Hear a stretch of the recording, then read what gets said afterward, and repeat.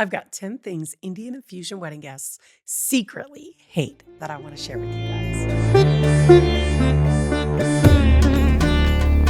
Hi, friends. I'm Amy Regeti, and welcome back to South Asian Wedded Life.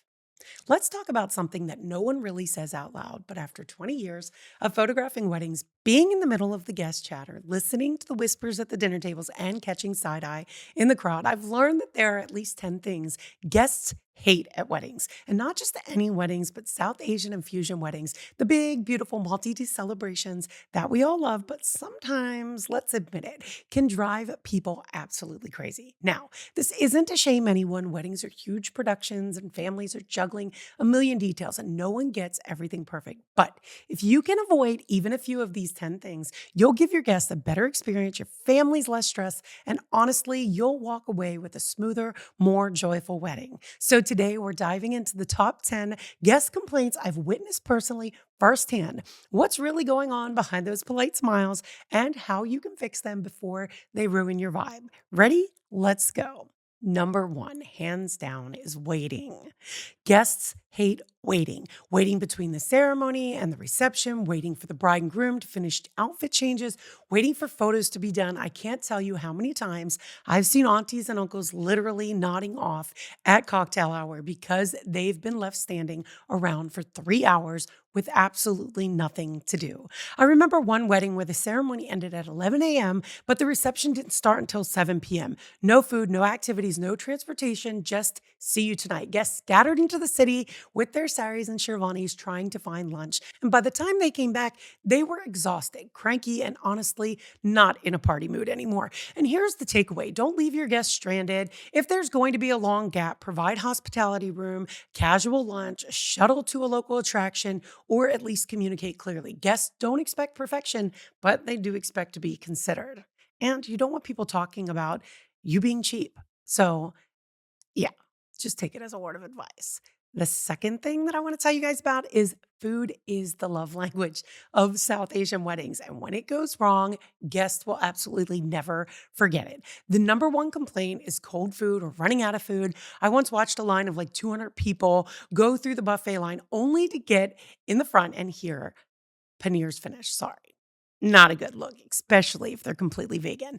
And fusion weddings, sometimes the menu is so watered down, trying to please everyone that nobody feels satisfied. Aunties complain the curries aren't spicy enough, American guests can't handle the biryani, and everyone leaves grumbling. My advice is to test the menu, feed people on time, make sure the catering team knows how many guests are actually really coming. And because South Asian RSVPs, let's just say they're more of like a suggestion, add 20% to whatever number you think is the final, and you'll thank me for that later. Number three is definitely among those of too much talking, the endless speeches. This is something we hear a lot of or see people excuse themselves because guests love to celebrate the couple. But after the fourth cousin reads a 5-page essay about your childhood, people start to zone out. I've literally seen people sneak out into the hallway until the music starts again.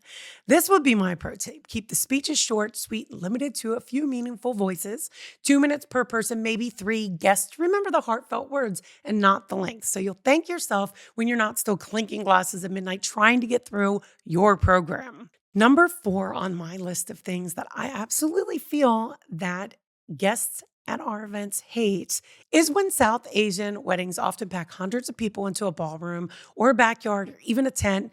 And you know what guests hate? Being uncomfortable because there's no shade in outdoor ceremonies, no AC in packed venues, and not enough chairs at cocktail hour. These things seem small, but they're what people remember. And I'll never forget one summer we did this wedding in Virginia where the mandap was set up outside in like 104-degree heat, and guests were literally fanning themselves with programs and rushing back to the hotel lobby to cool off. The photos were gorgeous, but the guest experience was absolutely miserable. What I'd like for you guys to take away from this is think about your guests' comfort. If you're outdoors, rent fans, tents, heaters. If you're indoors, make sure that there's enough space for seating. A comfortable guest is an absolute happy guest. And number five, this is where an awesome wedding planner can absolutely save your day. But hey, who am I to say you have to book a wedding planner? But don't say I didn't tell you. Number five is the timeline trouble. Now, this one's different from waiting. This isn't about awkward gaps. This is about momentum. I've been at receptions where the couple was supposed to make their grand entrance at 7 p.m., but didn't come out until almost 8 o'clock. And when that happens, the ripple effect is huge. Dinner starts late, speeches get squeezed in awkwardly, and by the time the DJ gets to open your dance floor, half your window's gone. The one part of the night before that everyone else was looking forward to gets cut short. It's not just the late entrances. Sometimes it's the ceremonies that run long, the makeup artists run late, outfit changes that aren't timed properly, or speeches stacked so tightly that the whole evening just feels like it's dragging. Guests feel like they're on a ride that never quite picks up speed. The solution to this is to protect your flow, build buffer time into your schedule, and then stick to it. If you're running behind, communicate it with your MC or your DJ and keep the crowd in the loop.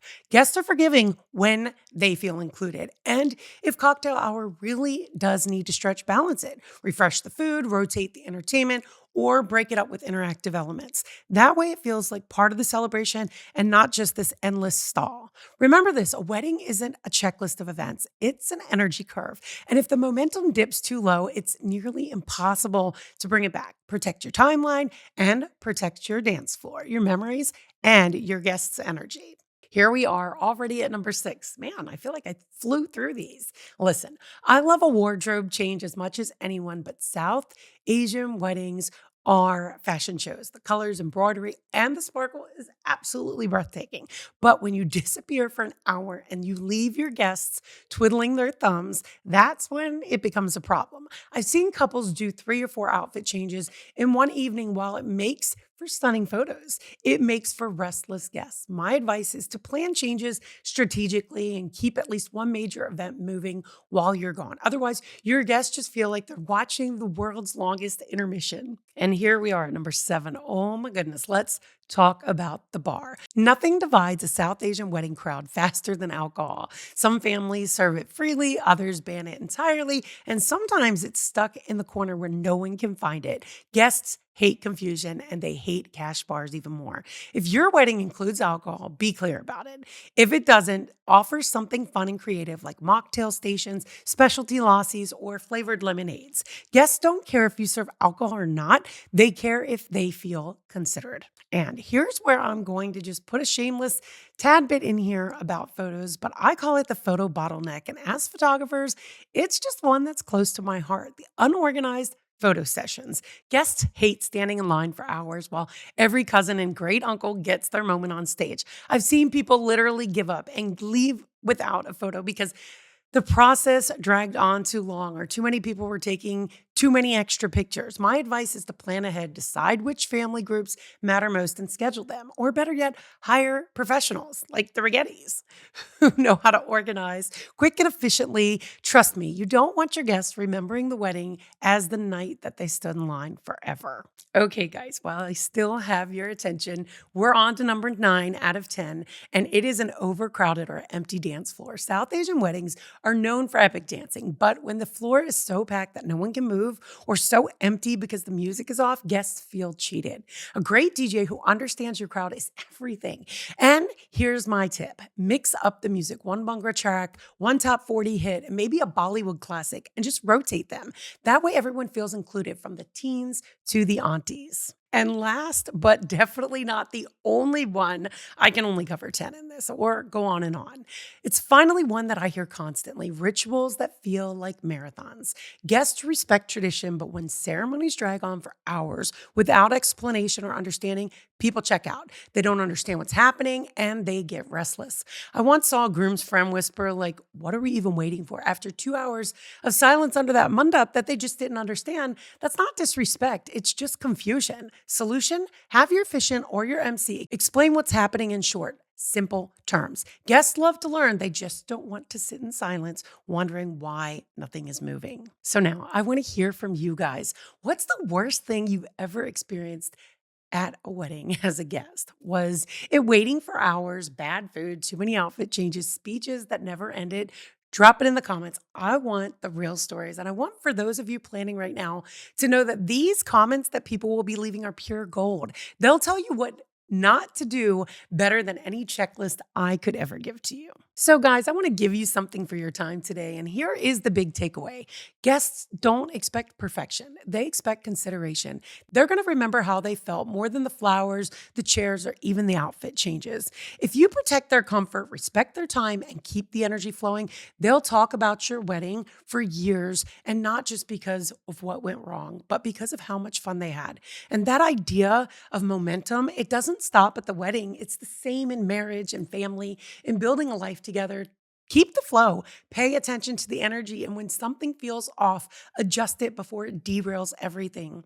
That's what drives the work that I do. It's why Srinu and I, as the Rigettis, pour so much heart into photographing weddings, because we know these moments aren't just pictures. They're memories tied to how people actually felt. It's why I've created puzzle books to give brides, families, and bridal parties a break when the pressure just feels too heavy.